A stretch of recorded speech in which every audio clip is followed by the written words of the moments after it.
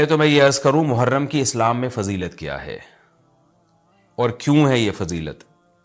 رسول اللہ صلی اللہ علیہ وسلم نے فرمایا کہ محرم کو آپ صلی اللہ علیہ وسلم نے شہر اللہ قرار دیا ہے. صحیح حدیث ہے کہ آپ صلی اللہ علیہ وسلم نے فرمایا, صحیح مسلم کی حدیث ہے کہ رمضان کے روزوں کے بعد سب سے زیادہ جو روزے افضل ہیں وہ شہر اللہ المحرم, اللہ کے مہینے محرم کے ہیں, یعنی اللہ کی طرف اس محرم کی نسبت کی جا رہی ہے. تو یہ ایک بڑی فضیلت کی چیز ہے.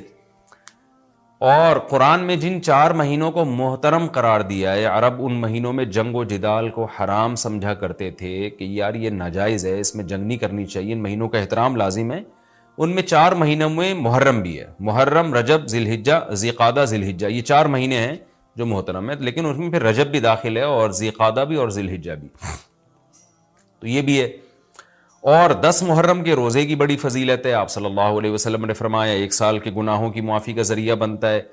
لیکن آپ نے فرمایا کہ یہودیوں کی مشابہت نہ کرو, کیونکہ یہودی 1 روزہ رکھتے ہیں تو ہم 9, 10 یا 10, 11 2 روزے ملائیں گے.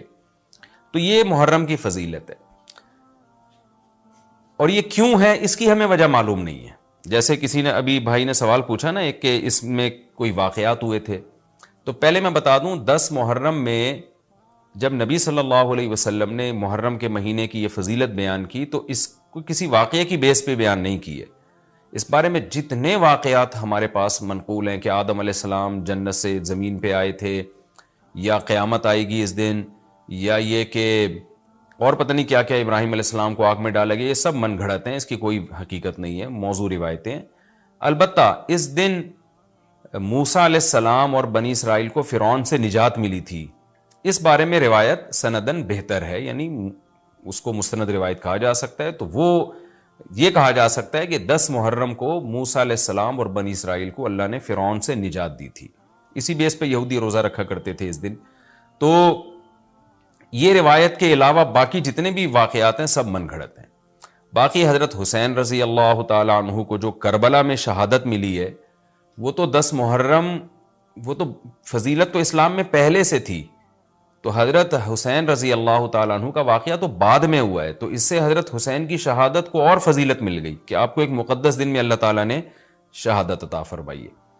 تو اب کیا مسئلہ ہے, اب میں جو ہے نا نمبر وار سوال پڑھ کے بتاتا ہوں, نمبر وار جو ہے نا, تاکہ وہ بحث ہماری گچ مچ نہ ہو جائے. ابھی سارے سوال میں نے اکٹھے پڑھ لیے تھے تاکہ آپ کو پتہ چلے کہ آج محرم کے بارے میں کیا معلومات ہم شیئر کریں گے, کیا مسائل میں بتاؤں گا.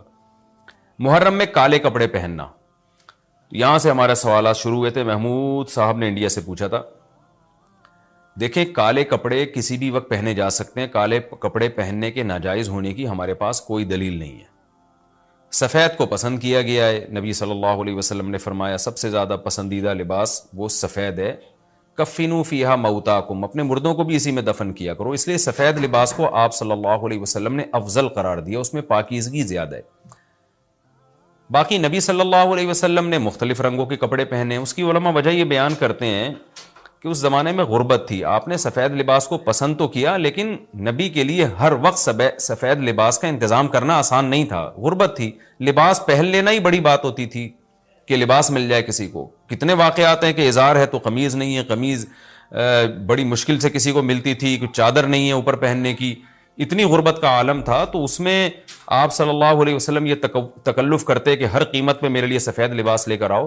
تو یہ آپ صلی اللہ علیہ وسلم کے مزاج میں جو سادگی تھی یہ اس کے خلاف تھا. تو آپ نے دنیا میں تکلف نہیں کیا, جو جیسا لباس ملا پہن لیا, پسند سفید کو کیا. لہذا آج کیا ہے کہ آج اللہ نے لوگوں کو مالی وسعتیں دی ہیں, تو جو لوگ سفید لباس کا معمول بنا سکتے ہیں ان کے لیے افضل یہی ہے کہ وہ سفید لباس پہنا کریں, کیونکہ نبی صلی اللہ علیہ وسلم نے ہمیں اس کی ترغیب دی ہے. خود کیوں نہیں پہنا, اس میں تکلف تھا, یعنی پراپر انتظام کرنا مشکل تھا. تو جو آیا پہن لیا آپ صلی اللہ علیہ وسلم نے, کیونکہ ایک چیز مشکل ہے اس میں اتنا تکلف کرنا, یہ خود بھی تو نبی کے مزاج کے خلاف ہے. تو اس لیے ہم کہتے ہیں کہ بھئی جو ملے پہن لو. لیکن اگر لوگ آج کل تو لباسوں میں تکلف ویسے ہی بہت ہو رہا ہے, تو آپ نے جب سلوانے ہی ہیں, خریدنے ہی ہیں, تو سفید کو ترجیح دیں آپ. اس میں پاکیزگی زیادہ ہے, اس میں طہارت زیادہ ہے. آپ سفید لباس کے عادی ہو گئے, آپ سے کلر والا لباس پہنا نہیں جائے گا. میں نے تو 15-20 سال میں نے سفید لباس پہنا ہے, تو مجھے پتا ہے کہ پھر کلر والا لباس نہیں پہنا جاتا. سفید میں پاکیزگی اتنی ہے. اب میں پہنتا ہوں کلر والا لباس, وہ وجہ اس کی ہے کہ بعض دفعہ گھر والوں کا اصرار ہوتا ہے, بعض دفعہ کیمرے کی ریکوائرمنٹ ہوتی ہے, وہ کیمرہ سفید لباس کو کیچ نہیں کر پا رہا ہوتا, وہ کیمرہ مین کہہ رہا ہوتا ہے بھائی کوئی اور کلر, کوئی اور کپڑے پہن کے وغیرہ وغیرہ. تو خیر میرا عمل تو کوئی حجت نہیں ہے, لیکن افضل یہی ہے کہ سفید لباس کو ترجیح دی جائے, پہنا جائے. اور علماء صلحاء اکثر عموماً ہم نے دیکھا ہے کہ سفید لباسی کو ترجیح دیتے ہیں. کلر والا بھی جائز ہے لیکن بہتر یہی. تو محرم میں بھی سفید ہی ہے, سفر میں بھی سفید ہی ہے, ربیع الاول میں بھی سفید ہے. تو محرم میں سفید کے بالکل الٹ کر لینا, کالا پہن لینا, یہ تو بالکل سفید کے اپوزٹ ہو گیا نا. تو ہم یہ نہیں کہہ رہے کہ کالا لباس پہننا ناجائز ہے, لیکن آپ سفید سے اگر آپ نے یو ٹرن لیا بھی تھا تو گرے پہ آ جاتے, گرین پہ آ جاتے, ایک دم آپ بلیک پہ آ گئے, تو بہرحال یہ یعنی کراہت سے خالی نہیں ہے, اس کا معمول بنا لینا. تو ناجائز میں نہیں کہہ رہا, تھوڑا سا ناپسندیدہ ہے کہ آپ سنت پر عمل نہیں کر رہے تو سنت کے بالکل اگینسٹ تو نہ جائیں نا آپ, یعنی بالکل ہی کالا پہن لیں تو بالکل اس کے اپوزٹ ہے. جائز ہے کالا پہننا بھی, لیکن بہتر بہرحال نہیں ہے. اور محرم میں کالا پہننا تو ہماری رائے میں بالکل ناجائز ہے, کیونکہ یہ شیعہ حضرات کی اپنی ایک رائے ہے, ان کی اپنی ایک دلیل ہے, ان کا اپنا ایک کانسیپٹ ہے.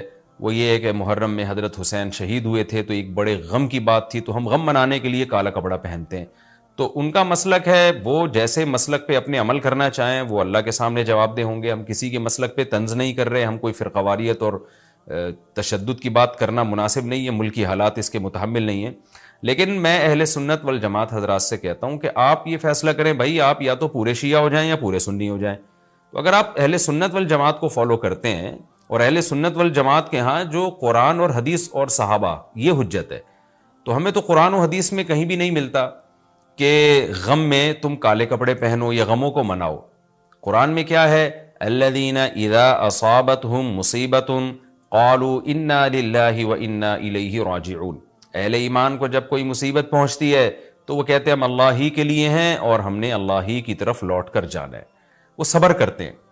حضرت حسین رضی اللہ تعالیٰ عنہ کی شہادت یہ بہت بڑا غم ہے, بہت بڑا غم ہے, لیکن اس غم کو ہر سال منانا, اس کے لیے شرعی دلیل کی ضرورت ہے. اہل بیت کی تعلیمات کو فالو کیا جائے گا. آپ کسی کی محبت میں اس کی تعلیمات کو نہیں توڑ سکتے. اہل بیت کی بھی یہی تعلیمات ہیں کہ صبر سے کام لینا چاہیے ہمیں. اور غم منانا بھی اگر کسی کا ہونا, جیسے آپ کے والد کا انتقال ہو گیا, تو اس میں بھی شریعت آپ کو اجازت نہیں دیتی کہ آپ کالے کپڑے پہنے غم منانے کے لیے, بلکہ اس میں بھی شریعت کیا کہتی ہے کہ غم پہ صبر کریں. جو آنسو آپ روک سکتے ہیں اس کو بہائیں نہیں, اور صبر کریں. تو غیر یعنی اختیاری طور پر جو آپ کو رونا آ رہا ہے وہ معاف ہے. تو جب غم پہنچا ہو اس وقت شریعت آپ کو غم کے طور پہ کالے کپڑے پہننے کی اجازت نہیں دے رہی. تو جب غم 1400 سال پرانا ہو اور ہر سال اس تاریخ پہ آپ کو منانے کی شریعت کیسے اجازت دے رہی ہے؟ یہ تو ایک طرح کی برسی ہو گئی نا. نبی صلی اللہ علیہ وسلم کے وفات سے بڑا غم کوئی اس امت کو ہوگا؟ ربیع الاول میں آپ صلی اللہ علیہ وسلم کی وفات ہوئی, لیکن ربیع الاول ہر سال آتا تھا. صحابہ, تابعین, تبع تابعین, خود اہل بیت کیا اس ربیع الاول میں کوئی غم مناتے تھے؟ بالکل بھی نہیں. اس مہینے میں شادیاں بھی کرتے تھے, جو خوشی کی بات ہوتی تھی اس پہ خوشی بھی مناتے تھے. تو ہمیں نہیں ملتا کہ صحابہ, تابعین یا خود اہل بیت نے, یا سیدنا حسن اور حسین رضی اللہ عنہما یا سیدنا علی ابن ابی طالب رضی اللہ عنہ کی یہ تعلیمات ہو کہ غم کو ہمیں منانا ہے کالے کپڑے پہن کے یا کسی بھی طریقے سے. کسی بھی طریقے سے اسلام میں غم منانے کی آپ کو اجازت نہیں ہے. بعض لوگ یہ دلیل دیتے ہیں کہ حضرت حسین رضی اللہ تعالیٰ عنہ کا غم تو نبی نے بھی منایا ہے, اور نبی صلی اللہ علیہ وسلم نے جب یہ بتایا کہ امت میرے نواسے کو شہید کرے گی تو آپ رونے لگے. دیکھیں جب نبی کو اطلاع ملی تھی تو آپ غمزدہ ہوئے, تو آپ کا رونا بالکل بجا تھا. تو کسی کو یہ اطلاع ملے کہ فلاں جگہ یہ واقعہ ہو گیا ہے, اس پہ اس کو غم ہوا ہو اور وہ رو لیتا ہے, تو اس میں کوئی حرج نہیں, یہ تو نیچرل ہے.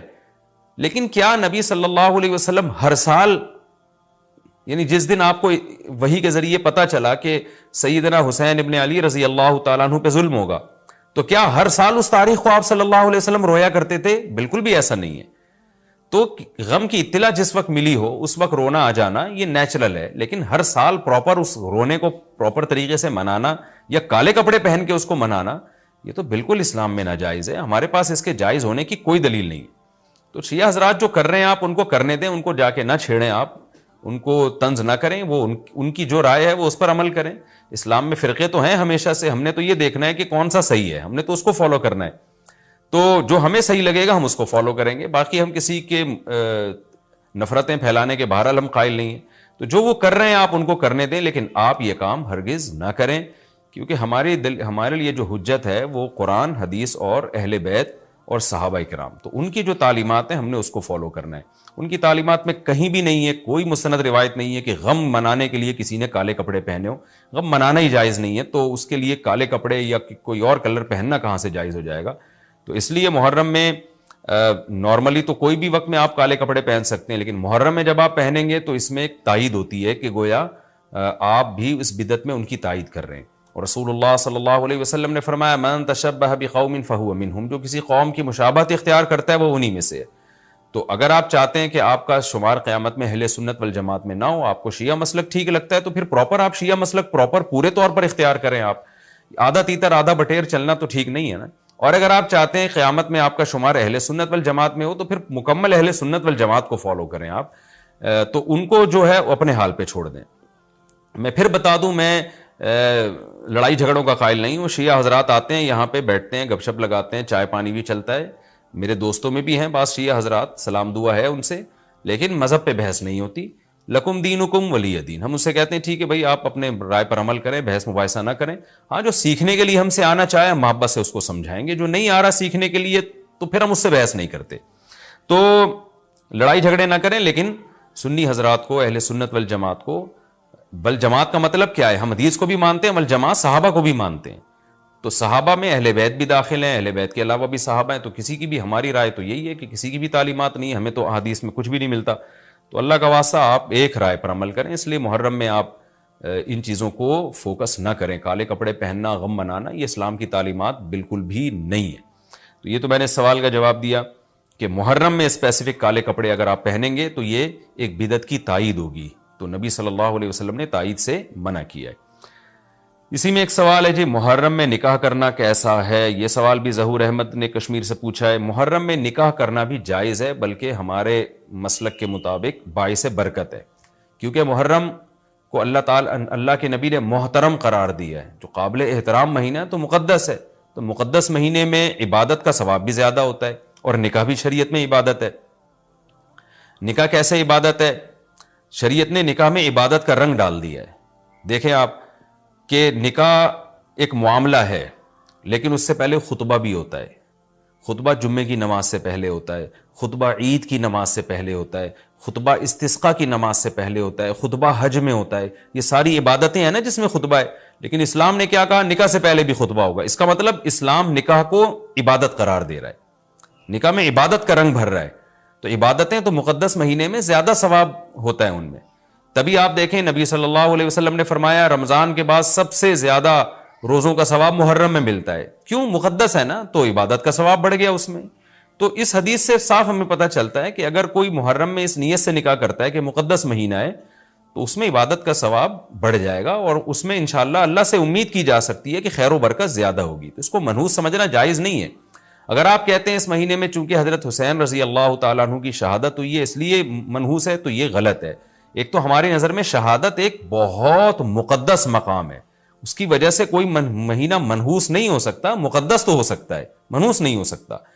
دوسری بات یہ کہ یکم محرم سے لے کے 29 یا 30 ذی الحجہ تک اسلامی تاریخ میں کوئی ایسا دن نہیں ہے جس میں کسی مقدس شخصیت کی شہادت نہ ہوئی ہو یا کسی پہ ظلم نہ ہوا ہو. اگر آپ تاریخ کے اوراق اٹھا کے دیکھیں, ہر مہینے ہر تاریخ کو کوئی نہ کوئی اسلام میں اچھا واقعہ بھی ہوا ہے اور برا واقعہ بھی ہوا ہے.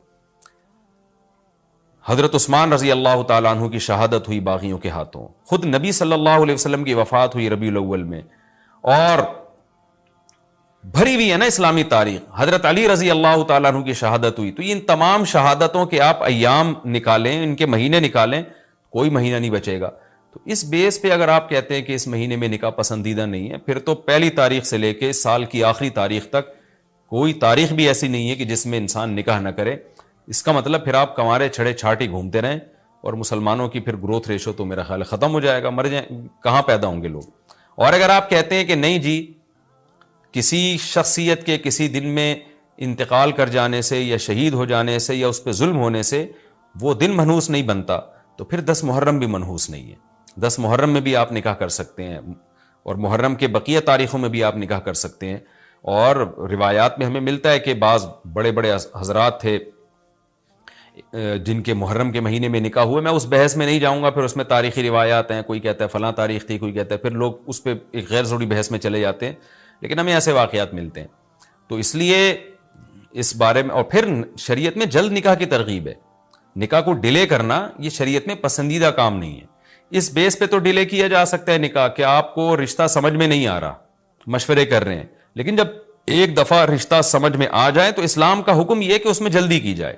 صحیح ہے, بخاری کی مشہور حدیث ہے, نبی صلی اللہ علیہ وسلم کی خدمت میں خاتون آئیں, عرض کیا کہ یا رسول اللہ میں آپ سے نکاح کرنا چاہتی ہوں.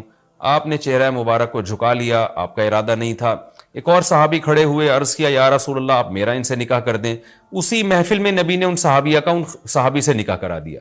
تو آپ نے تو یہ نہیں پوچھا کہ یہ محرم کا مہینہ چل رہا ہے یا سفر کا مہینہ چل رہا ہے یا ربیع الاول کا مہینہ چل رہا ہے. ڈیلے نہیں کیا اس کو, اس لیے کہ خود آپ کی تعلیمات یہ ہیں کہ نکاح میں جلدی کی جائے. تو اگر آپ کو محرم میں رشتہ ملتا ہے, آپ ربیع الاول تک ڈیلے کرتے ہیں محرم کی وجہ سے یا سفر تک ڈیلے کرتے ہیں, تو یہ ڈیلے کرنا خود قرآن و سنت کے خلاف ہے. جس چیز میں تعجیل مقصود ہے, جس چیز کو شریعت نے جلدی کا حکم دیا. عبداللہ بن مسعود رضی اللہ تعالیٰ عنہ فرماتے تھے, مصنف ابن ابی شیبہ کی روایت ہے, کہ مجھے پتا چل جائے نا کہ میری زندگی میں صرف ایک رات باقی ہے, اگلے دن میں نے مر جانا ہے, اور میرے نکاح میں کوئی عورت نہ ہو, میں وہ رات بھی نکاح کے بغیر نہیں گزاروں گا, میں بیوی کے بغیر نہیں گزاروں گا, اس خوف سے کہ مجھے کہیں فتنہ نہ ہو جائے. صحابہ کرام جو تقوی کے اعلیٰ معیار پر تھے اور جن سے گناہ کا اندیشہ بہت کم تھا اور کہیں معاشرے میں بے حیائی پھیلی ہوئی نہیں تھی, وہ تو ان کا تو یہ کانسیپٹ تھا کہ بھائی ہم بیوی کے بغیر ایک دن نہیں گزاریں گے, کہیں ایسا نہ ہو کہ برائی میں پڑ جائیں. اور آج چاروں طرف بےہودگی پھیل رہی ہے, چاروں طرف بے شرمی, بے حیائی, انٹرنیٹ پر بےہودہ چیزیں, آپ یوٹیوب میں ویڈیو میں جائیں فحش چیزیں آ رہی ہیں, ہر چیز آپ کی شہوت کو برانگیختہ کرنے والی ہے. اور اس میں آپ یہ کہیں کہ ایک رشتہ طے بھی ہو چکا ہے, آپ صرف اس بیس پر آپ اس کو ڈیلے کر رہے ہیں, ایک مہینہ, دو مہینہ, وہ لوگ سفر میں بھی نہیں کر رہے ہوتے, اور اس بیس پہ آپ ڈیلے کر رہے ہیں. اس میں خطرہ ہوتا ہے کہ مرد کسی گناہ میں نہ پڑ جائے, عورت کسی گناہ میں نہ پڑ جائے, تو شریعت اس کی آپ کو اجازت نہیں دیتی ہے. اور پھر اس میں یہ بھی ہوتا ہے کہ اگر آپ ڈیلے کرتے ہیں تو منگنیاں توڑنے کا شیطان کو موقع بہت ملتا ہے. میرے سامنے ایسے درجنوں واقعات ہیں, رشتہ طے ہوا لیکن جی چونکہ محرم ہے یا سفر آ رہا ہے تو ہم ربیع الاول میں کریں گے, یا منگنی کو کسی بھی وجہ سے ڈیلے کر دیا. تو جب منگنی ڈیلے ہوتی ہے, یعنی نکاح ڈیلے ہوتا ہے, منگنی ہو گئی, نکاح کو ڈیلے کر رہے ہیں آپ, اس میں شیطان پھر دونوں کو لڑواتا ہے. منگنیاں ٹوٹتی ہیں, اکثر نفرتیں پھیلتی ہیں, غلط فہمیاں, بدگمانیاں شیطان کو پھیلانے کا موقع ملتا ہے. اس لیے شریعت میں تو منگنی کا لفظ ہی نہیں ہے, شریعت میں ہے خطبہ. خطبہ کا مطلب نکاح کا پیغام بھیجا, ان کو جب سمجھ میں آ گیا تو فوراً نکاح کر دیا. بیچ کا کوئی راستہ نہیں اللہ نے رکھا. تو چاہے وہ محرم ہو, چاہے وہ سفر ہو, چاہے وہ ربیع الاول ہو, چاہے وہ ربیع الثانی ہو. ہاں کوئی اس وجہ سے ڈیلے کر رہا ہے نکاح, کوئی واقعی شرعی عذر ہے اس کو, وہ بہت سارے مسائل ہیں, لیکن محرم کا ہونا بہرحال کوئی شرعی عذر نہیں ہے. تو اس لیے ہم اس میں نکاح کو جائز سمجھتے ہیں, باعث برکت سمجھتے ہیں. پھر میں بار بار بتا رہا ہوں کہ جو وہ شیعہ حضرات جو کر رہے ہیں ان کو کرنے دیں, میں آپ کو آپ کے مسلک کی بات بتا رہا ہوں. ہم جو قرآن و سنت کو اور اصحاب رسول کو فالو کرتے ہیں اور اہل بیت کو بھی مانتے ہیں, ہم ان کی بات کر رہے ہیں.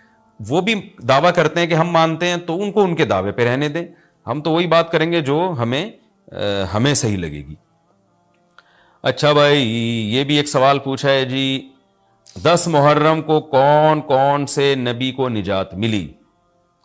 یہ بھی سوال میں نے دہرایا تھا, ام محمد نے پوچھا ہے.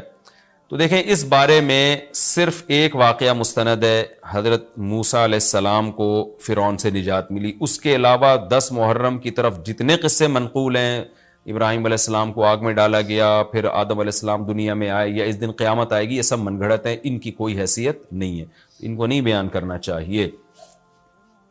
یہ بھی سوال ہو گیا قیامت کیا محرم میں آئے گی؟ ایسا نہیں ہے, ہمیں نہیں پتا محرم میں آئے گی یا سفر میں آئے گی. سورہ طٰہٰ میں اللہ نے صاف طور پہ بتا دیا کہ اکاد اخفیہا لتجزا کل نفس بما تسعی, میں قیامت کے دن کو چھپا دوں گا. اللہ نے کسی کو نہیں بتایا کس دن آئے گی, وہ آئے گی تو اچانک آئے گی. اچانک وہی چیز ہوتی ہے جس کی ڈیٹ کا ہمیں علم نہیں ہوتا. لا تأتیکم الا بغتہ, قرآن کہتے ہیں اچانک آئے گی. تو اچانک کا مطلب اس کی ڈیٹ اللہ نے, اس کا سال, اس کا مہینہ اللہ نے ہمیں نہیں بتایا, تبھی تو اچانک آئے گی وہ. تعالیٰ نے جو ہمیں قرآن میں آیات بتائی ہیں یہ سب ہمیں اللہ کی طرف کھینچتی ہیں کہ ہم اللہ کے بن کے رہیں, جیسا جیسے اللہ کہہ رہے ویسے کریں, اپنے عمل کو درست کریں.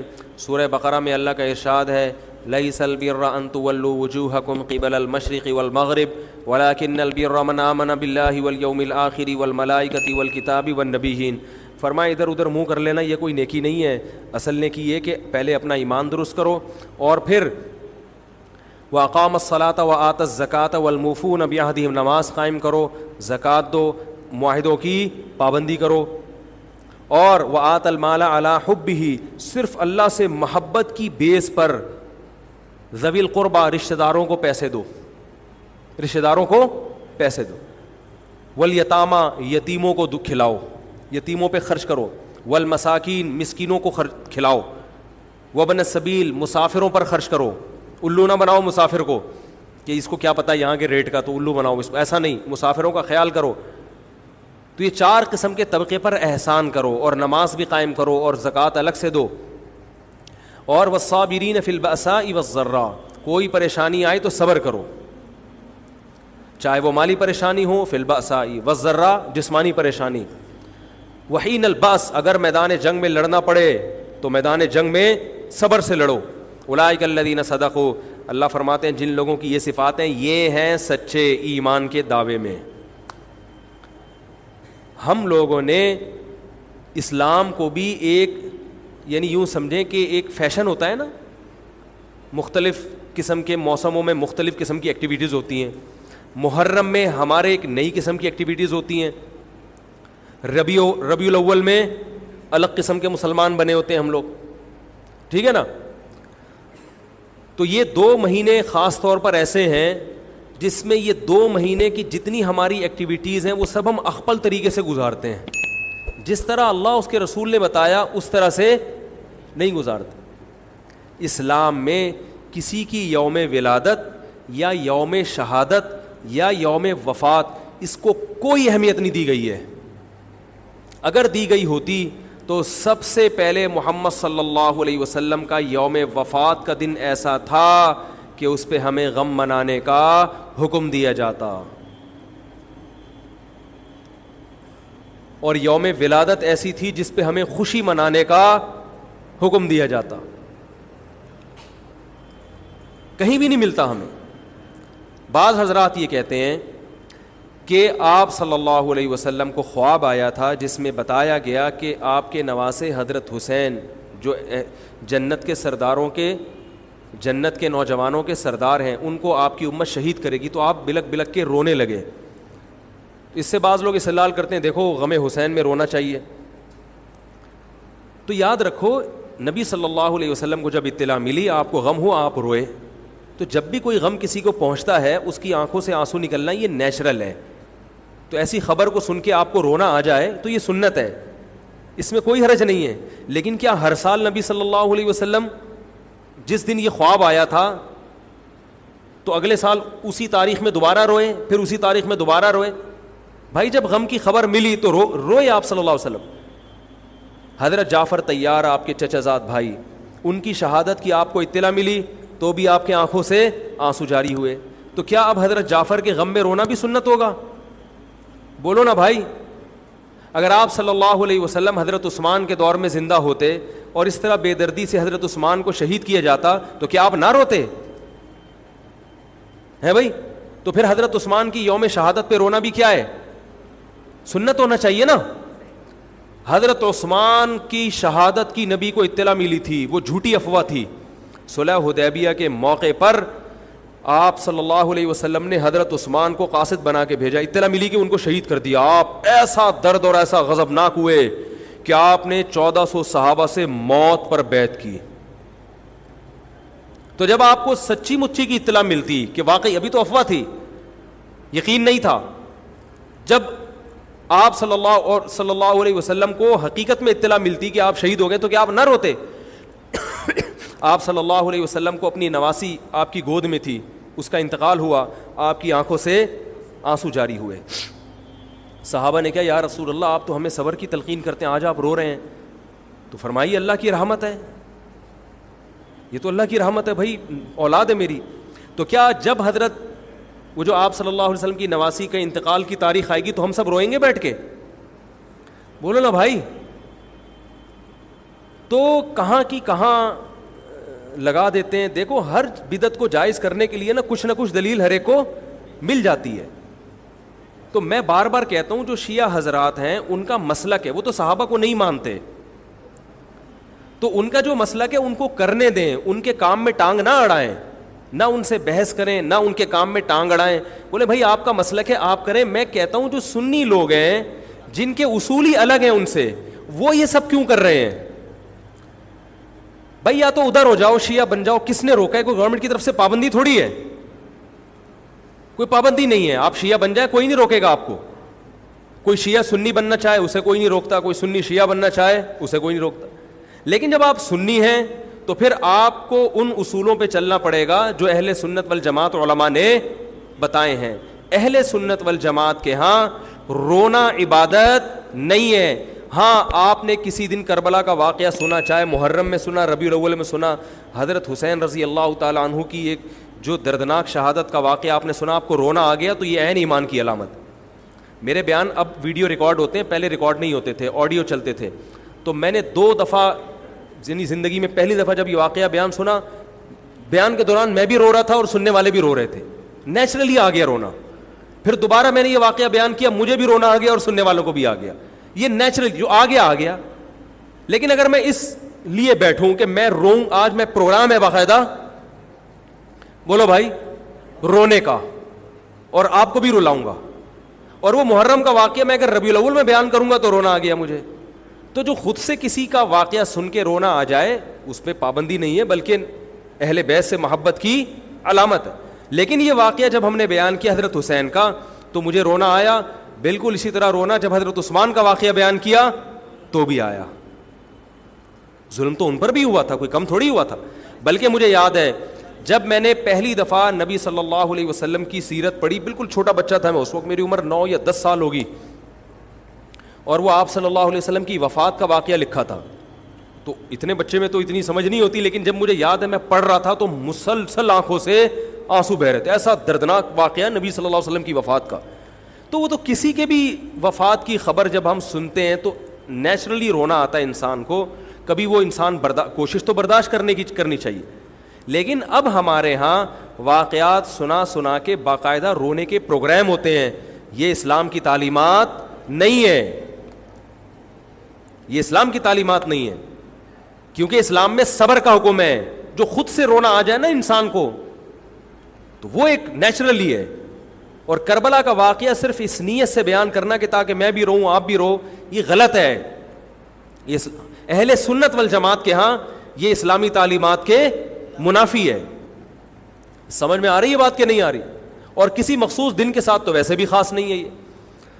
اور ویسے بھی شریعت میں صحیح بخاری مسلم کی حدیث ہے, آپ صلی اللہ علیہ وسلم نے نوحہ کرنے والی عورتوں پہ لعنت, نیاحہ کہتے ہیں چیخنا چلانا.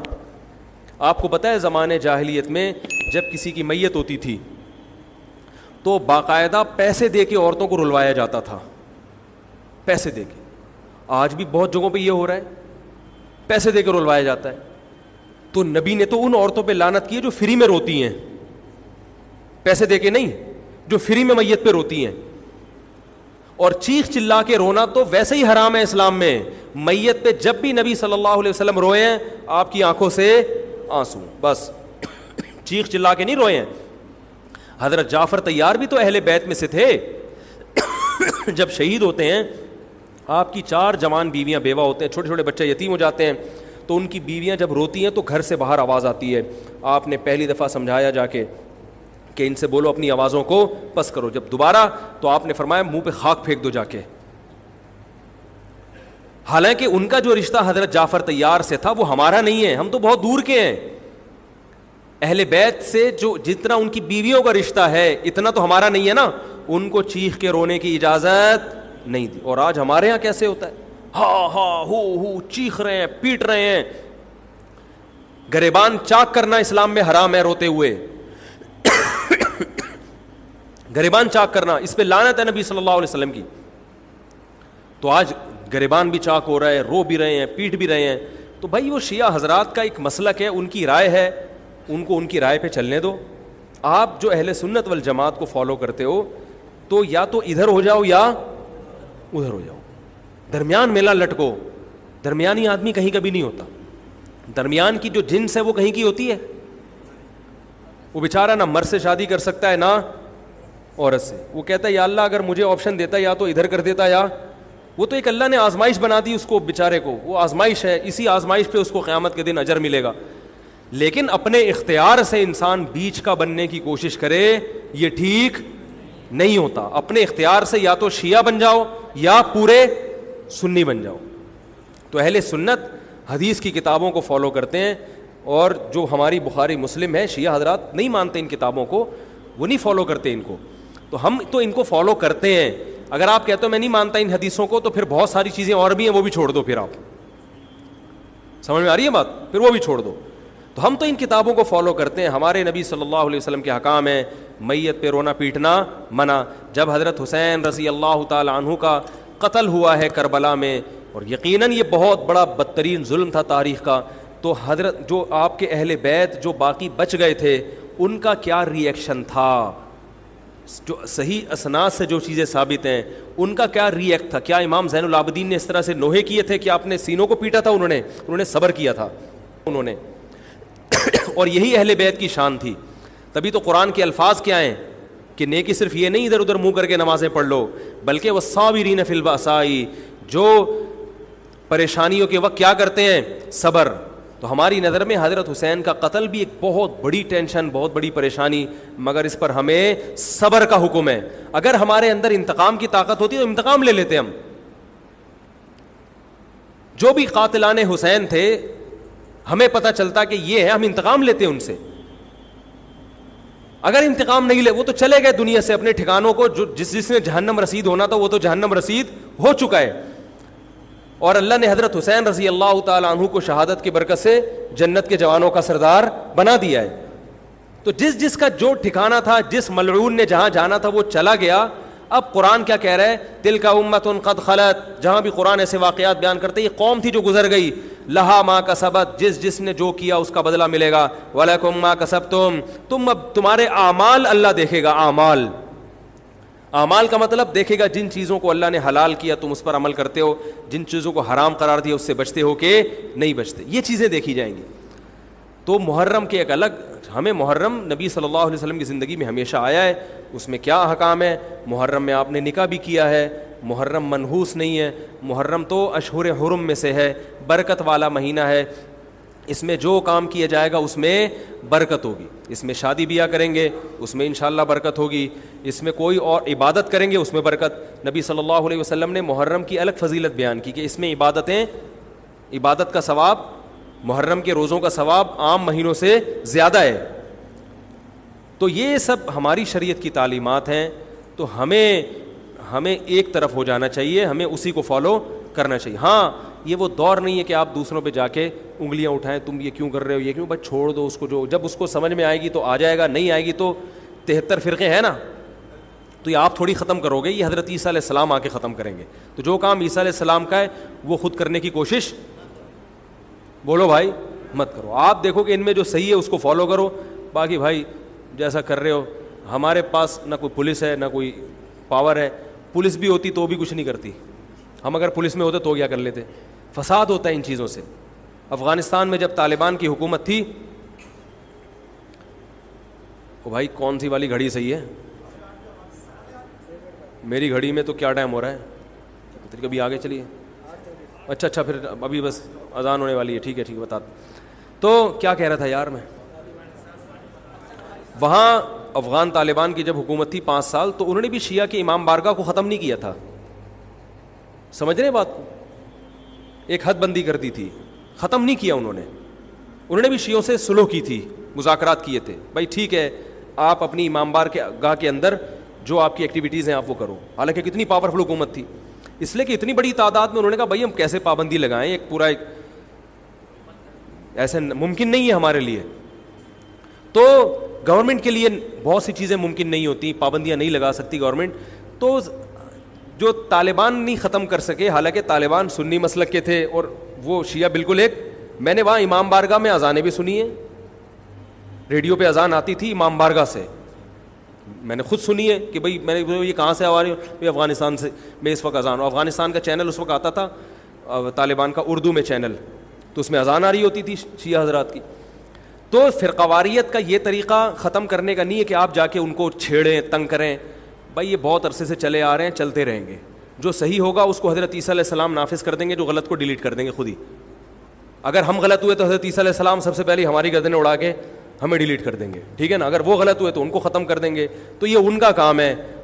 آج کسی کے بس میں یہ نہیں ہے. تو میں یہ اس لیے کہہ رہا ہوں کہ لڑو مت, گالی گلوچ مت کرو, فیس بک پہ ایک دوسرے کے خلاف نیگیٹو کمنٹس مت کرو, کیونکہ ہم اختلافات کے متحمل نہیں ہیں.